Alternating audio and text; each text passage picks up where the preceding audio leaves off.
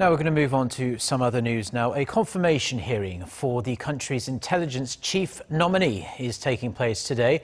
Suh Hoon is the second of President Moon Jae-in's picks to be in the hot seat at the National Assembly following the confirmation hearing for the Prime Minister nominee that happened late last week. For more on what to expect at today's hearing, we are going to connect to our Kim Min-ji, who's standing by for us outside of the National Assembly. Min-ji, fill us in.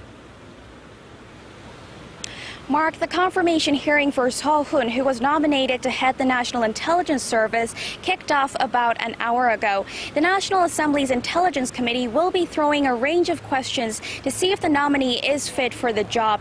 Now, the morning session is being held open doors, as the questions will mainly be focused on ethical issues, but will be held closed doors in the afternoon when the questions will be focused on more sensitive ones, like the nominee's view on North Korea as well as national security. Now, Suh is known for his extensive experience in dealing with North Korea. He played a key role in preparing for the landmark Inter-Korean summits in 2000 and 2007.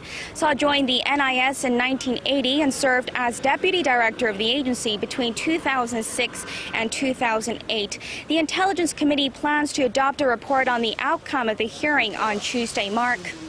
OK, well, it sounds like he has plenty of experience in his field. And Min-ji, the National Assembly will also hold its provisional session later in the afternoon. I understand a number of issues will be on the table.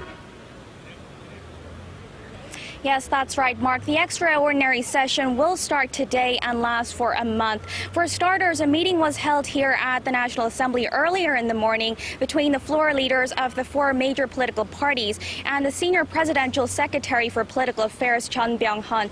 It was presided by Chung Se-gyun, the National Assembly floor leader, and the five sides discussed the adoption of a report on Prime Minister nominee Lee Na-kyun after the parties failed to adopt one following the confirmation hearing last week. The opposition party slammed Lee's wife for filing a false address in the past to better her standing when being assigned to a schoolteacher post, something that goes directly against President Moon's pledges on the campaign trail. Now, the ruling Democratic Party of Korea and the senior presidential secretary will try and persuade the rival parties to change their mind. Now, other pressing issues are also on the table, including drawing up a supplementary budget for job creation, plus reforms and a reorganization of government agencies. Cooperation between all political parties is a must for the new administration, as President Moon's party does not hold a majority in the National Assembly. Back to you, Mark.